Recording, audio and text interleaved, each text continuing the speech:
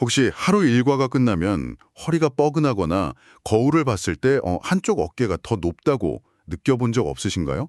오늘은 바로 그 자세에 대해 보내주신 자료들을 가지고 좀 깊이 파고 들어보려고 해요. 아마 많은 분들이 자세하면 그냥 허리 펴고 앉으세요 같은 좀 막연한 조언을 떠올리실 텐데요. 맞아요, 맞아요. 오늘 이야기는 그런 걸 넘어서 이제 전문가들이 우리 몸을 어떤 관점으로 바라보고 또 얼마나 체계적으로 분석하는지에 대한 이야기죠. 네, 사실 저도 자료를 보기 전까지는 자세를 그냥 예쁘고 바른 모양 이 정도로만 생각했거든요. 대부분 그렇죠. 그런데 자료의 첫 장부터 제 생각이 완전히 틀렸다는 걸 깨달았어요.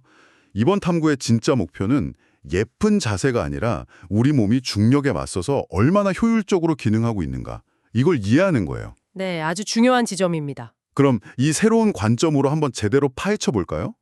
자세란 대체 무엇인지부터 시작하죠. 보내주신 자료에서 제가 가장 놀랐던 게 바로 자세의 정의였어요. 아, 그 부분? 네, 저는 그냥 똑바로 서 있는 모양이라고 생각했는데 자료에서는 이걸 중력과 지면 발력이라는 외부 환경 속에서 신체를 정렬하고 안정화해서 목적에 맞는 활동을 효율적으로 수행하는 상태라고 하더라고요. 이건 완전히 다른 차원의 이야기잖아요. 그렇죠. 자세를 이제 미학이 아니라 뭐랄까 물리학과 생물학의 관점으로 보는 거예요. 아, 물리학과 생물학. 네, 여기서 흥미로운 점은 자세를 구성하는 3대 요소를 명확히 제시했다는 건데요. 첫째는 정렬, 즉 얼라인먼트죠. 정렬이요? 네, 우리 몸의 뼈대, 그 구조물이 역학적으로 얼마나 안정적인 형태로 쌓여 있는가를 보는 거예요. 뭐 벽돌을 반듯하게 쌓으면 안정적이지만 삐뚤삐뚤하게 쌓으면 금방 무너지는 것과 같은 원리죠. 아, 그러니까 뼈라는 구조물 자체가 얼마나 효율적으로 배치되어 있느냐, 이게 첫 번째군요. 맞습니다. 그럼 두 번째 요소인 안정성, 스테빌리티는 뭔가요? 저는 그냥 우리가 아는 균형 감각이랑 비슷한 건가 싶었거든요. 비슷한 개념이지만 조금 더 깊이 들어가야 해요. 안정성은 우리 몸의 무게중심을 지지하는 면적 안에 안정적으로 유지하는 능력을 말해요. 아, 가만히 서 있을 때 균형을 잡는 정적인 안정성도 있지만 걸어가거나 물건을 들 때처럼 움직이는 상황에서 균형을 잃지 않는 이제 동적인 안정성도 포함되는 개념이거든요. 바람이 불어도 뿌리 깊은 나무가 흔들리지 않는 뭐 그런 느낌인가요? 네, 아주 좋은 비유네요. 그렇군요. 그럼 마지막 세 번째, 근육 조절은 이 모든 걸 가능하게 하는 일종의 소프트웨어 같은 건가요? 정확합니다. 정말 정확한 비유예요. 아무리 뼈대가 잘 정렬되어 있고 안정성을 유지하려는 능력이 있어도 근육이 제대로 작동하지 않으면 다 소용이 없거든요. 그렇죠. 근육 조절이란 필요한 근육들이 딱 필요한 타이밍에 적절한 강도로 켜지고 꺼지는 아주 정교한 시스템을 의미해요.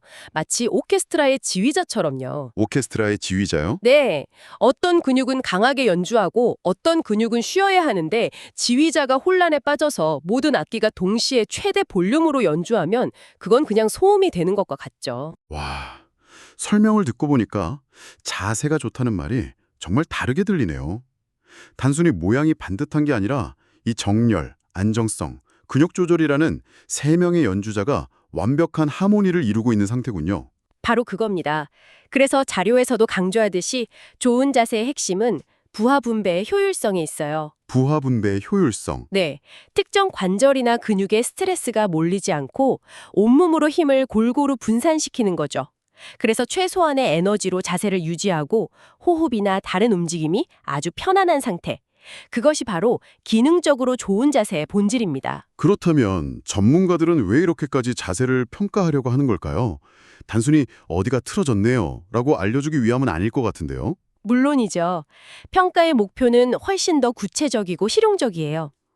가장 중요한 첫 번째 목표는 당신이 느끼는 통증의 용의자를 찾는 겁니다. 용의자요? 네, 잘못된 정렬이나 그걸 보상하려는 비효율적인 패턴이 통증의 근본 원인일 수 있거든요. 아, 그러니까 허리가 아프다고 해서 무조건 허리만 보는 게 아니라 혹시 골반이나 발목의 문제가 허리 통증을 유발한 건 아닌지 그 연관성을 찾아내는 거군요. 맞아요.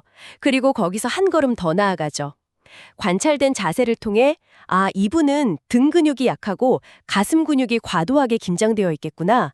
또는 저쪽 고관절의 움직임이 제한될 수 있겠구나 하는 일종의 임상적인 가설을 세우는 거예요. 가설을 세운다. 네. 이 가설을 바탕으로 어떤 운동이나 치료가 필요할지 계획을 세울 수 있으니 평가는 모든 것의 첫 단추인 셈이죠. 듣고 보니 치료나 운동 전후를 비교하면서 얼마나 좋아졌는지 객관적으로 추적하는 용도로도 아주 중요하겠네요. 그럼요. 환자 입장에서도 좋아진 것 같아요라는 느낌이 아니라 골반 경사각이 5도 개선되었습니다 같은 구체적인 데이터를 보면 더 신뢰가 가고요. 그렇죠. 그리고 또 하나 중요한 목표가 있어요. 지금 가만히 서 있는 이 정적인 자세가 우리가 실제로 걷거나 물건을 들 때 같은 동적인 움직임에 어떤 영향을 미치는지 분석하는 겁니다. 아, 정적인 자세가 동적인 움직임까지요. 네. 정적인 자세는 그 사람의 움직임 습관이 응축된 결과물이라서 동적인 움직임의 질을 예측하는 아주 중요한 바로미터가 될 수 있거든요. 잠깐만요. 평가 과정이 이렇게까지 체계적일 줄은 몰랐어요.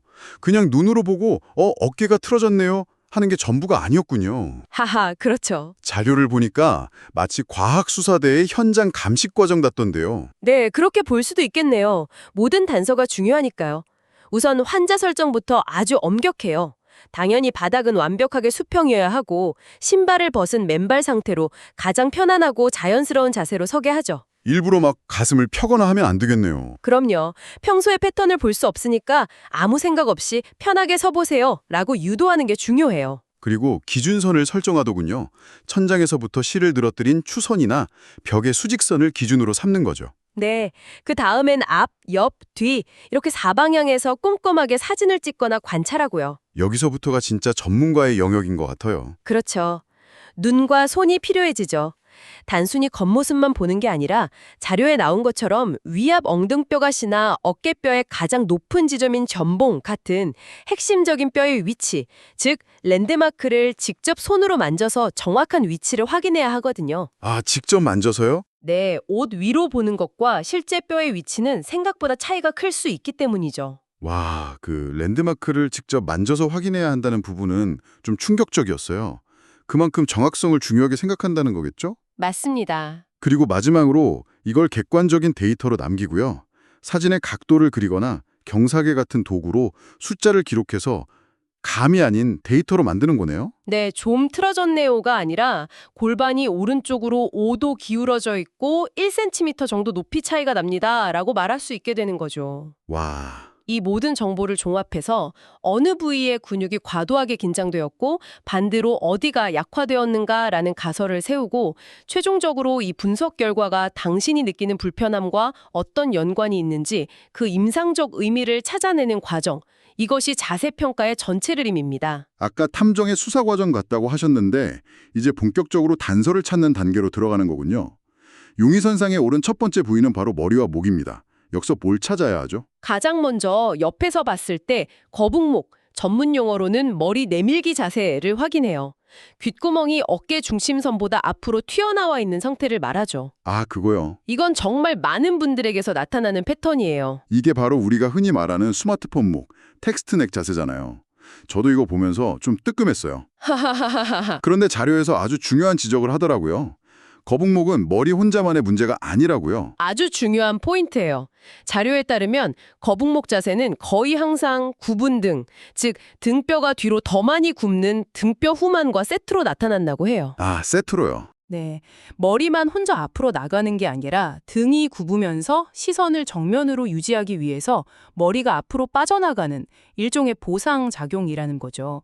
몸은 항상 이렇게 연쇄적으로 반응해요. 와, 그러니까 거북목의 진짜 범위는 등이랑 어깨일 수도 있다는 거군요. 그럴 가능성이 아주 높죠. 그럼 그 공범인 등, 어깨뼈, 어깨에서는 어떤 단서들을 찾아봐야 할까요? 옆에서는 방금 말씀드린 굽은 등이나 어깨가 앞으로 말려 들어간 라운드 숄더를 확인하고요. 특히 뒤에서 보는 게 아주 중요해요. 뒤에서요? 네, 양쪽 어깨뼈, 즉 견갑골이 척추로부터 얼마나 멀리 떨어져 있는지, 높낮이는 같은지 등을 꼼꼼히 보죠. 자료에 나온 익상견이라는 용어가 아주 인상 깊었어요. 날개처럼 어깨뼈 안쪽 모서리가 등에서 툭 튀어나와 보이는 상태라고요? 이건 어떤 단서를 가지는 의미인가요? 아주 중요한 단서죠. 액상견이 보인다는 건 그 어깨뼈를 갈비뼈에 착 붙여주는 앞톱니근, 정거근 같은 특정 근육의 조절 능력이 떨어졌을 수 있다는 강력한 가설로 이어져요. 아, 근육 문제로요? 네, 예를 들어 팔을 들어 올리거나 무거운 프라이팬을 선반에 올리는 동작이 힘들다면 이 근육의 기능 부전을 의심해 볼 수 있는 거죠. 보이는 현상에서 보이지 않는 근육의 문제까지 추론하는 겁니다. 정말 탐정 같네요. 그럼 몸의 중심부로 수사막을 좁혀보죠. 허리와 골반에서는 어떤 증거를 찾아야 하나요? 옆에서 볼 때는 허리에 자연스러운 C자곡선이 너무 과해서 배를 내민 것처럼 보이는지 이걸 전만과다라고 하고요. 네. 아니면 반대로 너무 평평해서 일자 허리가 되었는지를 봐요. 그리고 골반 자체가 앞으로 기울었는지 뒤로 기울었는지도 아주 중요한 체크포인트입니다. 이거 완전 제 얘기 같은데요. 저도 모르게 짝다리를 자주 짚는데 자료를 보니 이런 습관이 골반 높이 차이를 만들 수 있다고 해서 좀 뜨끔했어요. 아, 짝다리. 네. 정면이나 뒤에서 볼 때 골반 높이가 다른 건 어떻게 확인하나요? 양쪽 허리에 손을 얹었을 때 가장 높게 만져지는 뼈, 즉 엉덩뼈 능선, 내 높이를 비교해요. 아, 만약 이 높이가 눈에 띄게 차이가 난다면 말씀하신 짝다리 짚는 습관 때문일 수도 있고 더 나아가서 양쪽 다리 길이 자체가 다를 가능성까지도 염두에 둬야 합니다. 골반의 비대칭이 다리 길이 문제까지 연결될 수 있다니 정말 모든 게 이어져 있네요. 그렇죠. 이제 그 아래 우리 몸의 기둥인 엉덩관절과 무릎으로 내려가 보죠. 여긴 우리가 흔히 들어본 이야기들이 많아요. 무릎이 안쪽으로 붙는 X자 다리, 외반슬이라고 하죠. 아니면 바깥쪽으로 벌어지는 O자 다리, 내반슬을 확인합니다. X자다리, O자다리. 네, 또 옆에서 봤을 때 무릎이 뒤로 180도 이상 과도하게 꺾이는 반장슬도 중요한 관찰 포인트예요. 여기서도 그냥 모양만 보는 게 아니겠죠? 자료를 보니 무릎뼈, 즉 슬개골이 어느 방향을 향하고 있는지도 본다고 하던데요. 그건 왜 중요한가요? 아주 좋은 질문이에요.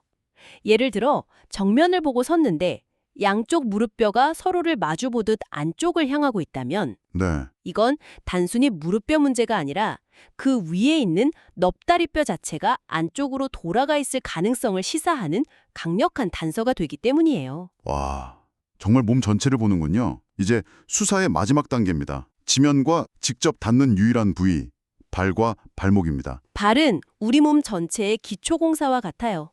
기초가 불안정하면 그 위에 지은 건물 전체가 영향을 받을 수밖에 없죠. 그렇죠. 발에서는 안쪽 아치가 무너진 평팔이나 반대로 아치가 너무 높은 요족, 오목발이라고 하죠.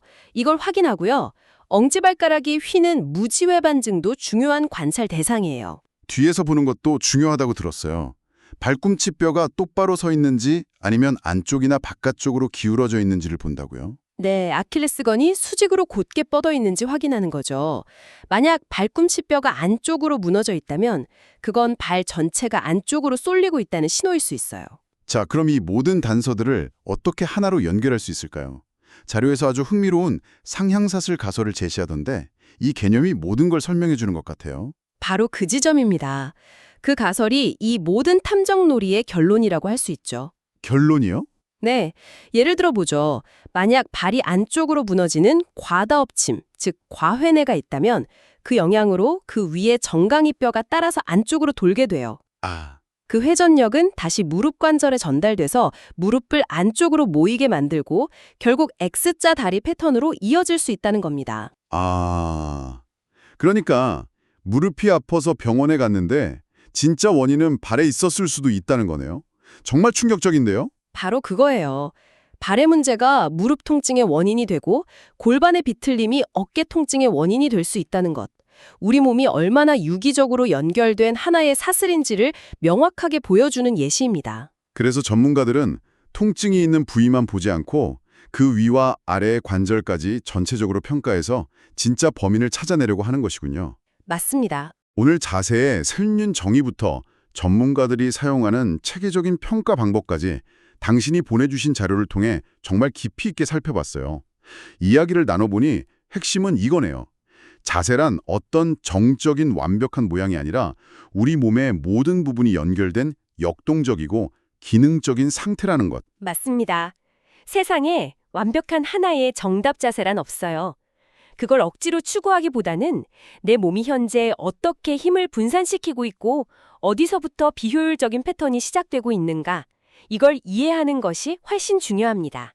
그렇군요. 이 평가는 결국 당신의 몸의 기능을 개선하고 통증을 줄이기 위한 개인 맞춤형 계획의 출발점인 셈이죠. 그럼 마지막으로 생각해 볼 만한 질문을 하나 던져드릴게요.